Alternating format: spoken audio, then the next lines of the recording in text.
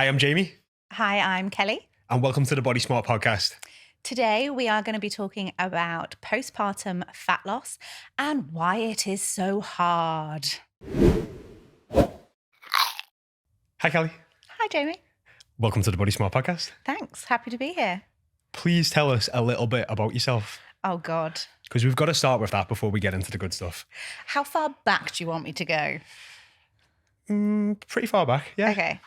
So I got into coaching maybe about 7-8 years ago. Ended up in quite a corporate space, project managing, and was definitely stuck in the rat race that we see a lot of our clients in, and decided enough was enough. I had to follow my dreams. What made you hit that breaking point?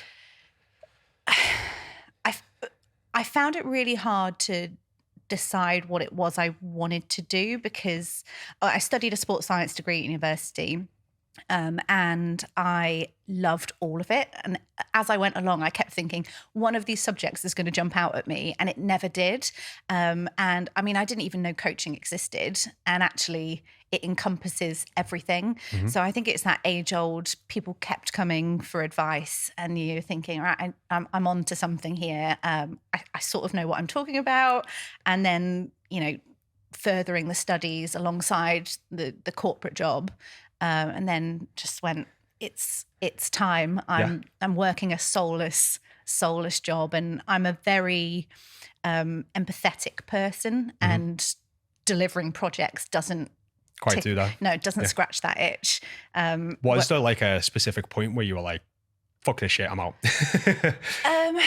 I mean, you know how I work. I work as hard as is needed, and in any job, that just keeps on coming. And when it's a job that you've no real interest in other than I want to deliver a good job, it's just not, life's too short. So it was just, there was no real tipping point, except asking for a pay rise and not getting it. And that was helpful. So yeah, that was probably the point of I'm not valued as, the work that I'm putting into this job. I'm not valued in monetary terms the way that I believe I should be. That was a good... And this is 7-8 years ago. And then where did that journey start for yourself? So just continuing studies. I studied as a clinical weight loss practitioner to start with, just to top up my degree. I mean, it had been years since I'd done my degree. Went back into sort of the gym world and making sure I was up to scratch there. And just started taking on clients at a really, really cheap rate whilst I was sort of learning my trade, so to speak. Coaching family members, which never works well. Never works They don't listen. They do not listen. People have to be ready for change and not sort of have it. And anyone knows this that's got sisters, brothers, like any family you try and give advice to, as well-meaning as it is, it just falls on deaf ears. 100%. So I did that, and then sort of started solidifying my own business, and did that for a while, and then you guys. We popped up. You popped up. Hey, Cal. Hey. Knew Stacey from school, and she was just like, so you've been doing this for a while, and you cut the BS, and you talk sense. Want to join the ranks? And I thought, this sounds too good to be true. But here I am. Over 2 years later? Over 2 years in, yeah. And Kelly on an interview actually straight away was like, by the way, I do want to get into management. So just putting that out there straight away before day one had even started. Which did happen very quickly. Moved into head coach position, and now into, after, and we'll get into this, after coming back and moving now into a project lead position for the coaching team. And at the time, actually, there was still so few of us in BodySmart, sort of you, James and Stacey. Where do you see yourself in 5 years? Well, being best buddies with you guys, obviously, worming my way into the management. So today's topic you've got down, which is very relatable to yourself, which is postpartum fat loss, and why is it so hard? And obviously just had a baby yourself. So living and breathing the journey as we speak, and it is hard. Running on 3 hours of sleep today. Right now. We spoke about this before. Lots of caffeine. And how old is your little one now? She is almost 7 months, and she slept beautifully for a baby, and now is teething and does not sleep. Yeah.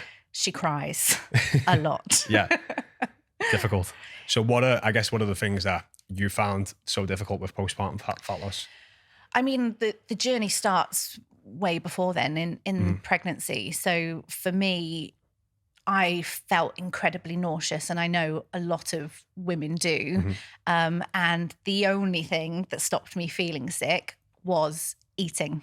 Right. So it's an area that isn't particularly well studied or understood, but people suggest that having a low blood sugar can influence the nausea. Right.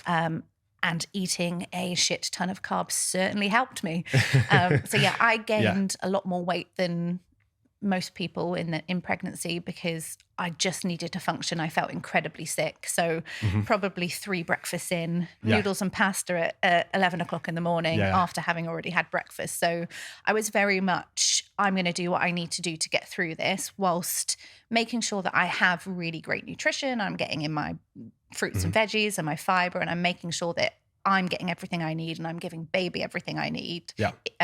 But also surviving. As a coach and a fitness professional, I've coached many women going through pregnancy and stuff as well, and there's that age-old thing of comparison coming up, in terms of like, well, she's only gained 20 pounds for a pregnancy and she gained 100 pounds. And, there's a lot of that and like what should happen to me, but also being a fitness professional and a coach yourself, did you feel any of those pressures around maybe gaining weight or going through pregnancy or certain expectations? I didn't, because I'm incredibly stubborn and headstrong. So I don't get affected by that sort of thing. But I know that most people do. Part of me was thinking, do you know what? It's going to be a great experience for me. It's going to make me a better coach if I do gain this weight and then have my own fat loss journey at the end of it. That's only ever going to bring me closer to my clients and only going to ever make me know more about what I'm talking about, because you can study, all sorts of courses and be an expert in your field, but physically going through something is, of course, entirely different. So comparison for me wasn't a thing, but it's a huge thing for people, and more so I think the tail end postpartum, where people have got that snap back, which is a phrase I hate. And there is that expectation on a lot of women that it should just be that easy to snap back, and a lot of the ladies that I've spoken to and coached, they always talk about getting back to their like pre-baby weight, getting the body back to how it was, before, after having a baby, and as if it's that easy or as if that can even happen. I mean, the pressure is real, and the expectation is certainly there. And I think especially if I was feeling the pressure of being a coach, this was the point of, why aren't you yet where you were before, sort of 7 months down the line? And let me tell you, I am in no hurry, absolutely no hurry. I've got an end date of where I want to be back to the weight that I was before. But I have to be super clear with everyone. Your body's not coming back. Your body is different. It is birthed a human. And you shouldn't be chasing that body because it's gone, doesn't exist anymore. But that doesn't mean your body can't be amazing. It can be even better than it was 100%. Before. And sort of my story, and I've rebuilt from the ground up before for health issues, and I was never fitter and stronger than I was after doing that. And I'm definitely heading in that direction now. And obviously being in a calorie surplus is a fantastic place to build your fitness gains from. So I'm enjoying that and enjoying that process. But snapping back is let go of it, be gone. Where do you think that comes from, the idea of snapping back as if it should be that easy? I mean, the pressure on women is just ridiculous, across everything that we do. We can never get it right. You're too fat, you're too thin, you're too ambitious, you're too this, you're too that. It's just, it never ends. And I think just that expectation on women that we have, it's just there. It just exists. And obviously when you're seeing other people, and it goes back to what we were talking about, that comparison that so many people struggle with, and you always talk about it being the thief of joy. And yeah, certainly is. It certainly is, yeah. But when you see other people, you don't know what they're going through. You know, they might have the six-pack abs, but they might also be incredibly stressed and going through personal stuff and not eating or able to look after themselves. Or they might have medical issues like myself and, you know, have to take it slow because I can't always do the things that I would really like to do. So that sort of comparison between people, you don't know what they're going through. You 100% don't. I've seen some people who have lost a lot of weight and they've had people congratulate them on their weight loss and they've had cancer, you know, or they've had some real bad shit happening to them. And I think it is just having that empathy and compassion to just be like, you don't know. And I think the reason it makes it so hard is you do go on social media and Instagram and you only see that highlight reel of the happy baby pics or the sucked in stomach and everything else. And it's that at that point where you do start to compare and you maybe don't give yourself that same level of compassion. Yeah, it's true. Not on my Instagram, may I add, because I keeping it real. Keep it real all of the time. And you know, if it's a shit show, I'm going to show the shit show because I know that other people are looking on and being like, well, you know, how is she doing so well? How has she got everything made? And we were talking earlier, having a baby is hard work. Hard work. And I want to make sure that I'm showing that reality. So like I said, you don't know what people are going through to have the body that they have. They might have a really unhealthy relationship with their food or their body that stemmed from before having a baby. And they feel that pressure to, you know, snap back. Yeah, don't get it back as soon as. Yeah. I don't feel that. And I'm very grateful for that. But lots of people do. And what would be your advice to anyone who is struggling with that mentality of snapping back or wanting to get back as soon as possible? Unfollow anyone on social media that makes you feel badly about yourself and embrace the journey. You know, it's not all about fat loss. It's not all about being skinny. Like, you can feel incredible. You can enjoy the process of the fat loss, but the process of the, you know, fitness and I mean, bonding with your baby, you know, if your priorities don't shift to that, and I mean, that's a problem in and of itself where women aren't giving themselves the time and space. But full on pure social media cleanse. I would agree. Yeah. You know, like, I think that just daily, I always talk about this song. I actually got the whole content team to watch it the other week, which is, have you heard it's called You Should Always Wear Sunscreen? No? Oh my God. Have you heard it, Jacob? You Should Always Wear Sunscreen? Oh, it's a song about life, pretty much. If you've not heard it, put it on YouTube, go and watch it. It'll blow your mind. But one of the famous lines that is said in it is, you know, don't look at beauty magazines. They will only make you feel ugly. And I think I've said this on this podcast before, is when you go on Instagram, you are looking at a feed of beauty magazines and highlight reels. And if that is negatively impacting your mental health in a bad way, like, the social media platforms are not going to change. They just want to hook you in and want you spending more time on those negative or positive posts. You have to take that responsibility and ownership of like, no, this isn't making me feel good. I'm going to go into my following and I'm going to literally unfollow every single person that's made me doubt or question myself. And if you don't want to unfollow them, there's a mute button and you can mute them so you don't see the stories or the posts. And that's, you know, if it's maybe someone in your family or your friends that you don't want to do that, that's a way of getting around it too. But yeah, I'd say that's a huge thing, isn't it? Because yeah, you know, you just go on your phone at the start of the day and straight away, oh, why is she finding it so easy with her baby? And why is, you know, and it's just, yeah. Yeah. And just, you don't know what that person's going through. On the flip side of that, we always talk about something called ready, willing, and able. That person, they just might be crushing it. Yeah. And you know what? That's nothing to do with you. They are living their own journey and you are living yours. So yes, they might have certain things going on that have helped them to get back to weight that aren't positive things. They're negative things that you obviously wouldn't wish upon yourself. But equally, they might just be ready to make that change. They might be willing to make that change, and they might have the setup so that they're actually able to make that change. And that's something that I ran through when I was deciding how I was going to do this. Am I ready to change? Yeah, I'd like to go to my wardrobe and things fit, and things fit me in a way that I feel really good about. I would love that. So tick, I am ready. Am I willing? To some degree, yes. Okay. Why only to some degree? And I think this is something that, you know, I mean, it's applicable to everyone, not postpartum. just on their normal fat loss journey, because I'm willing to do some of the things to lose weight, which is going to get me losing weight at a certain pace, certain rate. I'm not willing to do all of the things that would have me lose it quicker. So I'm going to drink gin and beer and eat pizza and have takeouts. I'm going to do all of those things because I'm not willing to give them up. And this is where you really have to cut the BS with yourself, because most people want to have crazy fast weight loss. If I could get crazy fast weight loss whilst not giving up on those things, would I do it? If it was sustainable, yes. The problem is it's not sustainable. You've wanted to have that balance and chosen to have that balance. I think a lot of people don't actually believe what you've just said is true, though. You know what I mean? That they can. And I think that definitely comes from the wealth of experience that you've got. But something is always better than nothing. And so without question. Important, I think, to understand that willing, like not that you're willing to do everything, but are you willing to do even just a couple of things?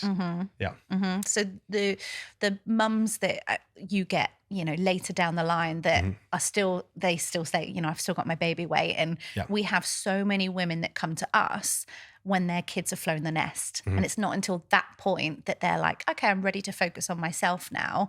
And they've missed out on so much because they've had that excess body weight that has held them back. It doesn't have to hold them back, but, you know, extra pressure on your knees and your joints, not feeling comfortable. They've probably not done a ton of stuff in their life that they would have done if they felt comfortable in their body and physically able to do those things. More energy as well, more confident for probably. Sure. And those ladies are often there because being a mum is hard, and they don't understand that you can do some of the things and the crazy, crazy, crazy rewards that you get from doing some of the things. Like, you don't need to do all the things and do it perfectly all the time. So what have been some of the things that you've done when you looked at that?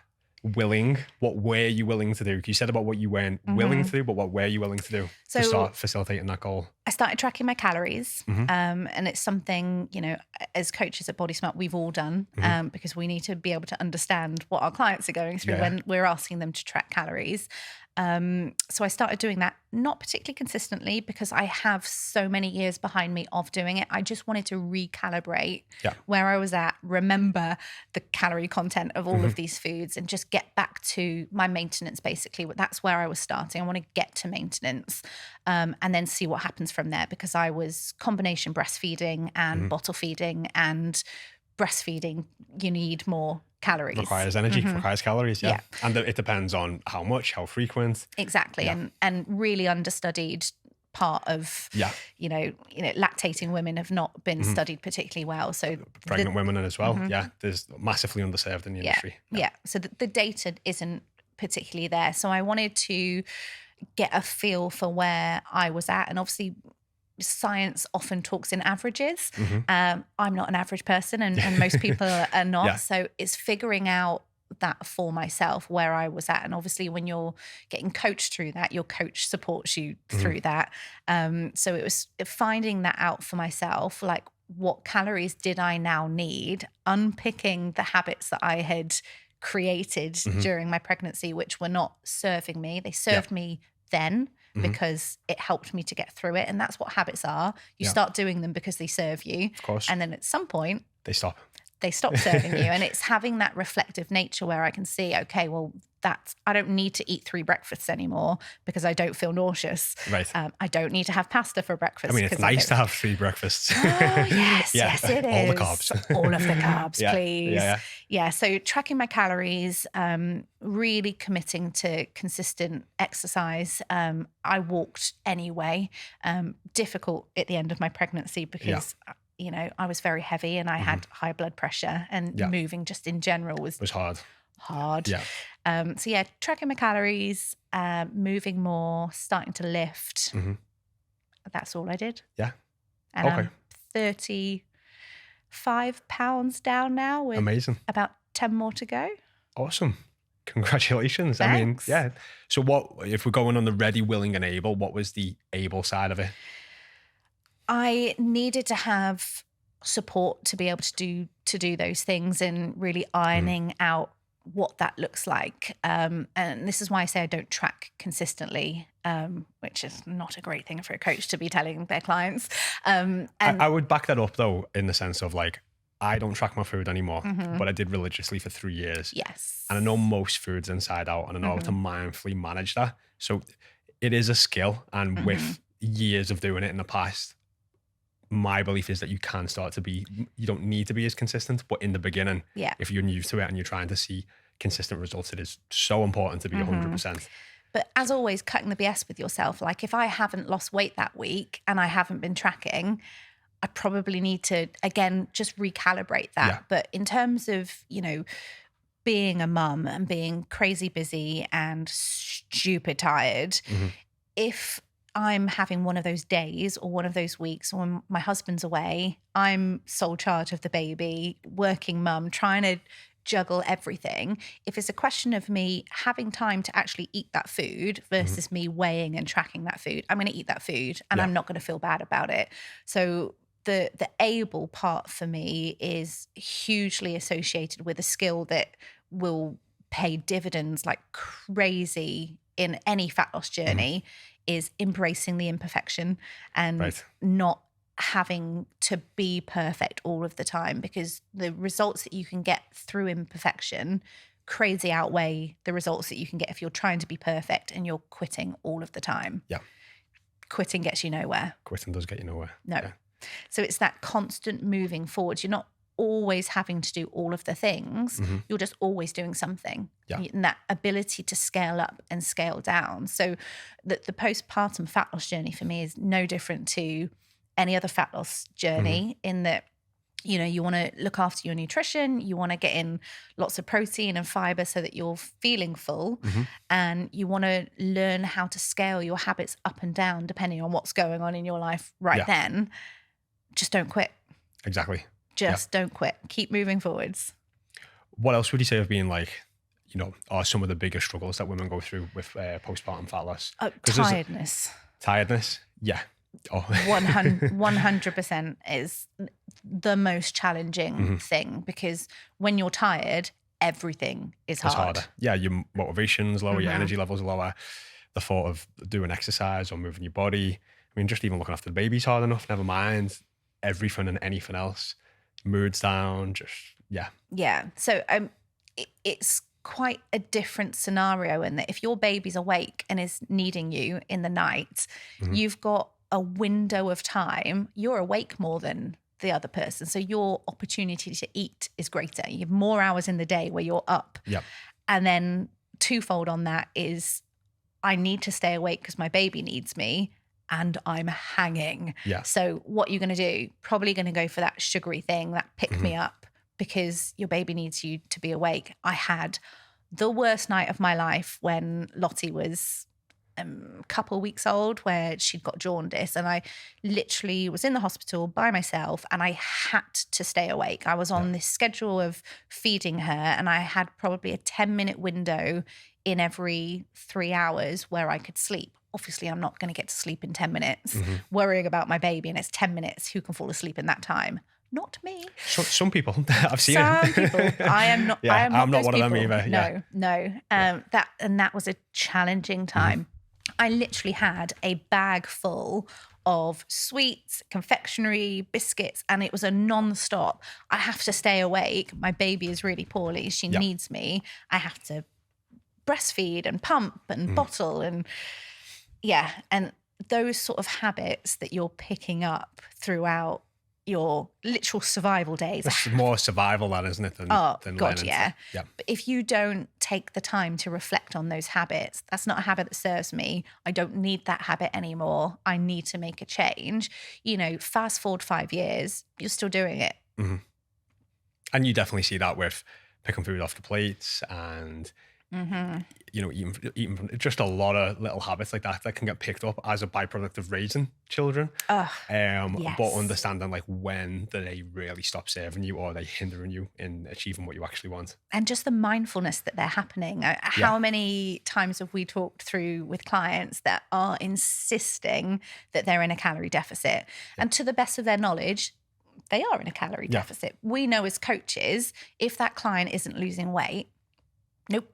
They're not in a calorie deficit. And it's, you know, that conversation around, you know, a sensitive conversation of... Because it's highly frustrating, you know, to have you have a belief that you're in a calorie deficit, and a belief that isn't true, but it's a belief that you believe to be true. So for someone else to call you out on your own beliefs and say that's wrong, it's like, well, how dare you?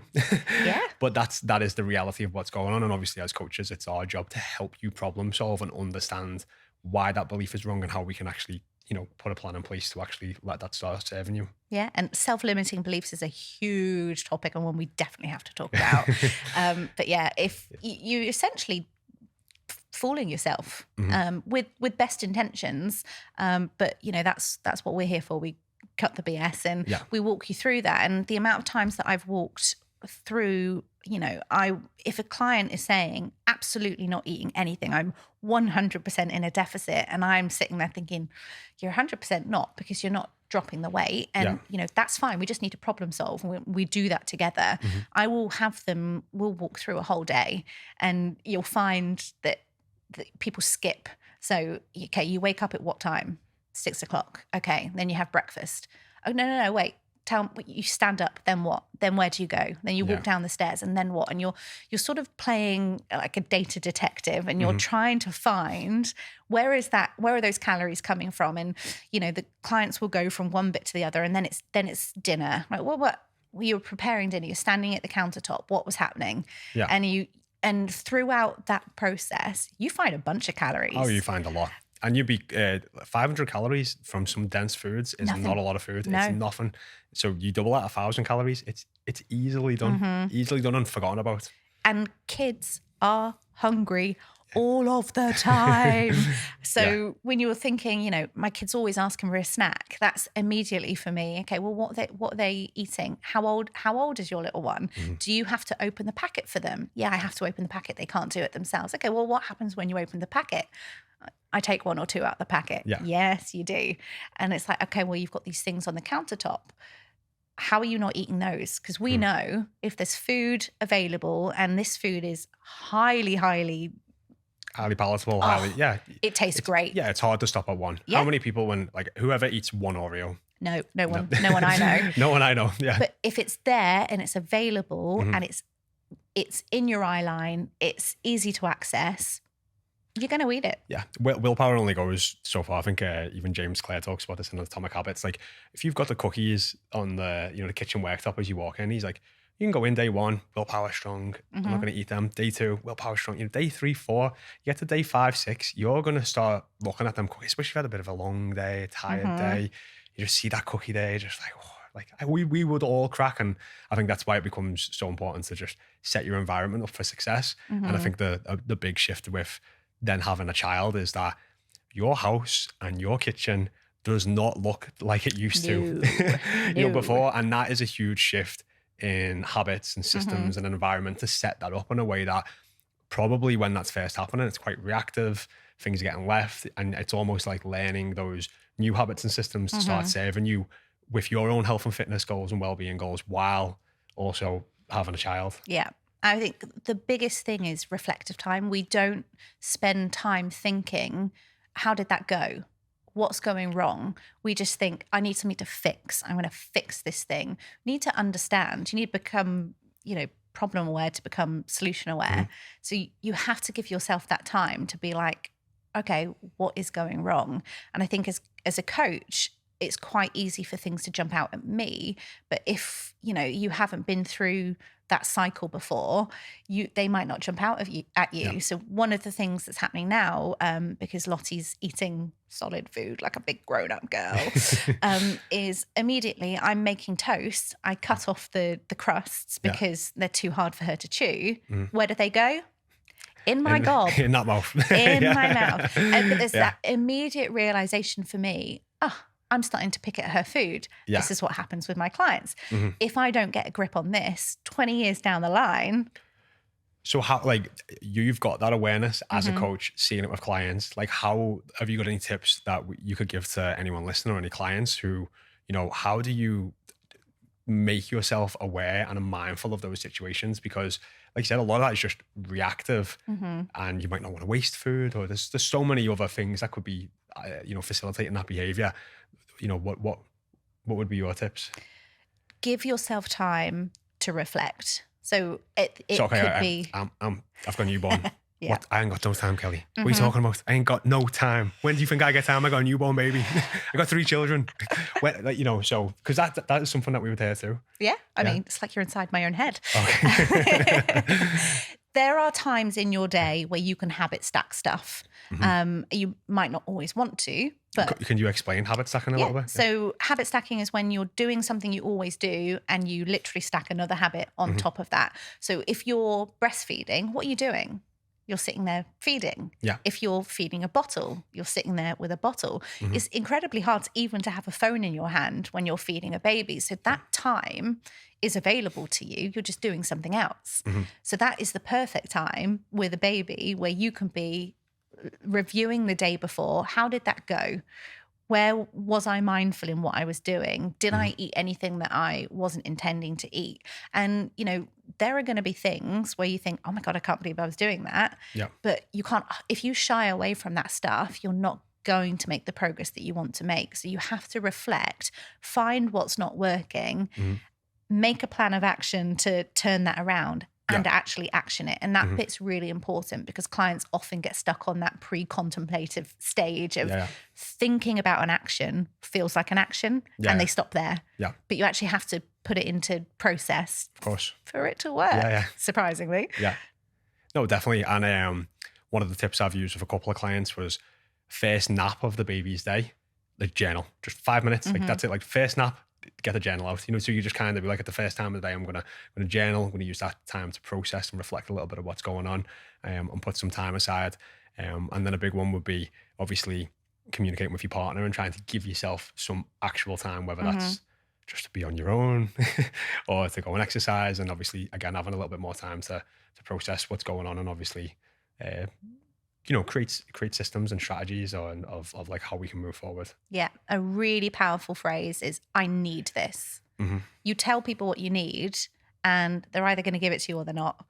And, you're more likely to get what you need when you ask.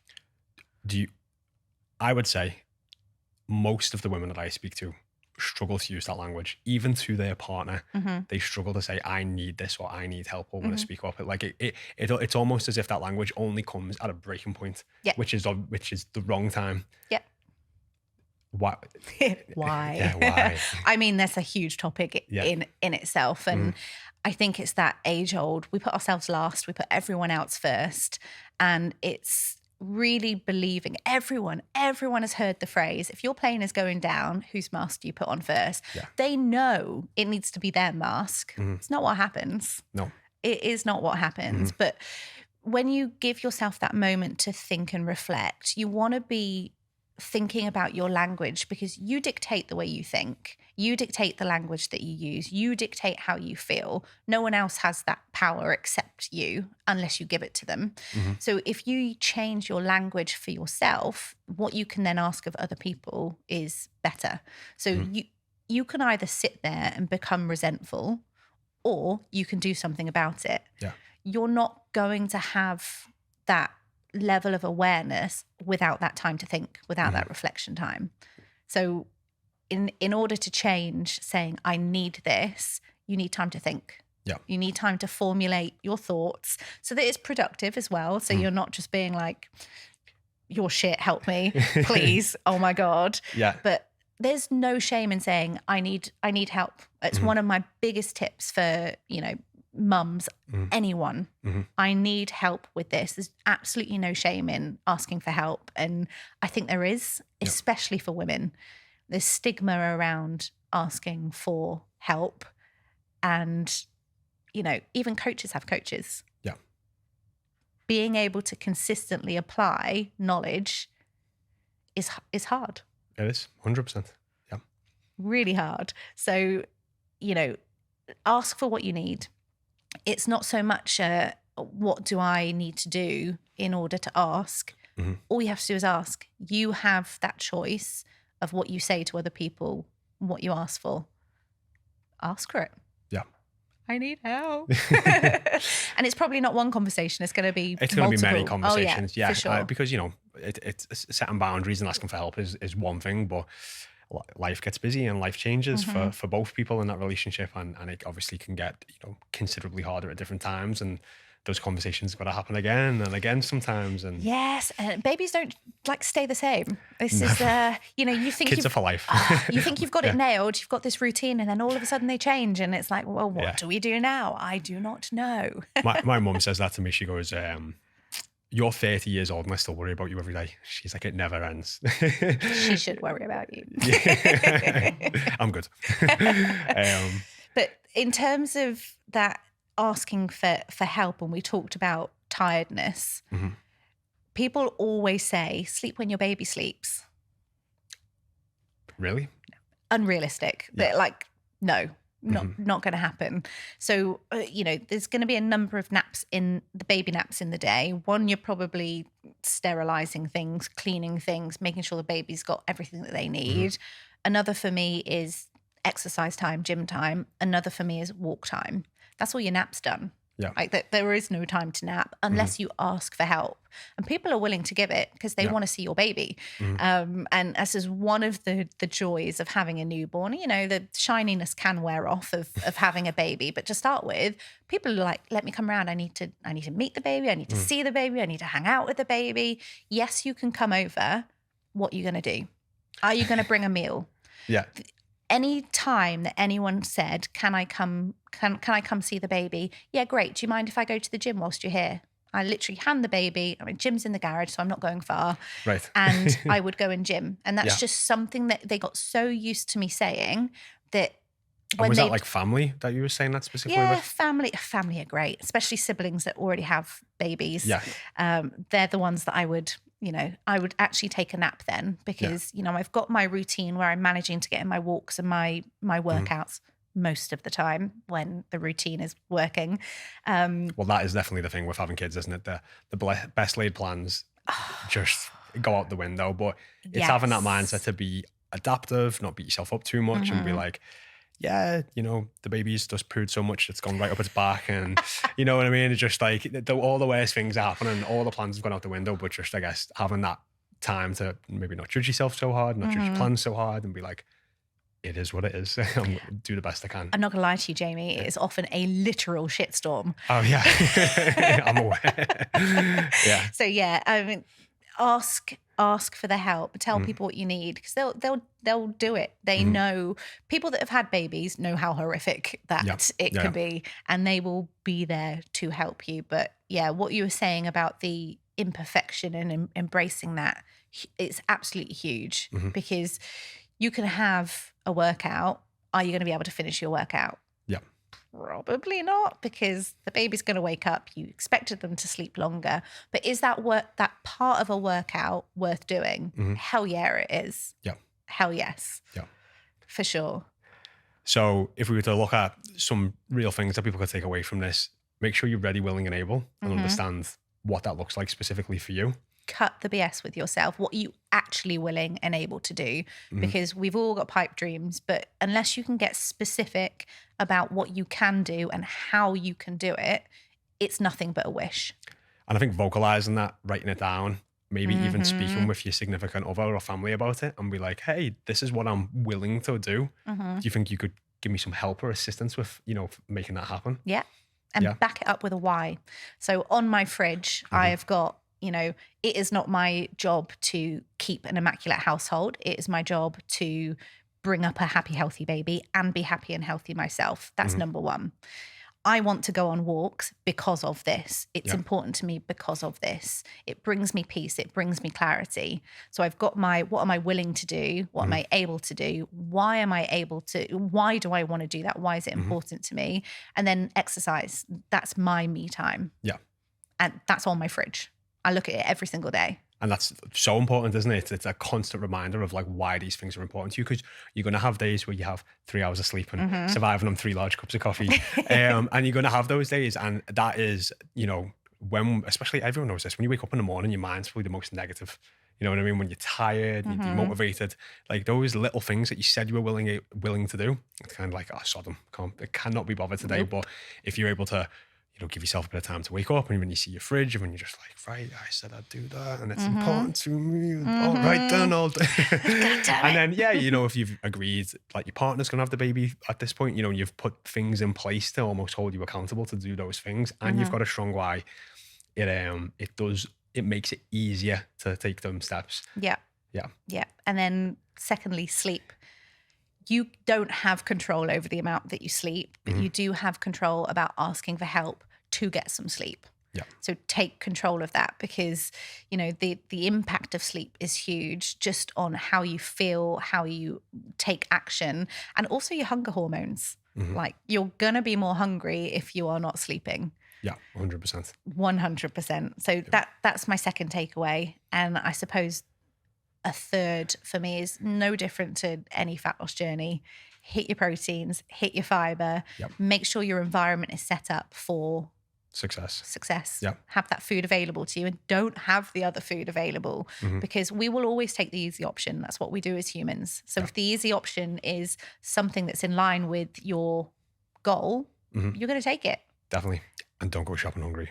Don't go shopping hungry. Don't go at all. Ask someone else to do it. That's my feedback. Yeah. No, definitely. I've setting your environment up for success makes it so much easier in those moments of weakness, because you can't just go to the fridge and grab something that it might be highly palatable and high calorie, because it's not there. Or if it is there, putting in a place that's just a little bit harder to get to. So you've kind of got like a few barriers to jump through before you even, take that action. For sure. Yeah. Make it hard. Yeah. Because otherwise you're going to eat it eventually. Awesome. Well, thank you very much, Kels. You're welcome. If you like this episode, do go and check out more podcasts over on Spotify, YouTube, and Apple. And if you're interested in finding out more about our one-to-one personalized coaching where we can help you achieve fat loss for the final time, go over to bodysmartfitness.com or drop us a DM on Instagram.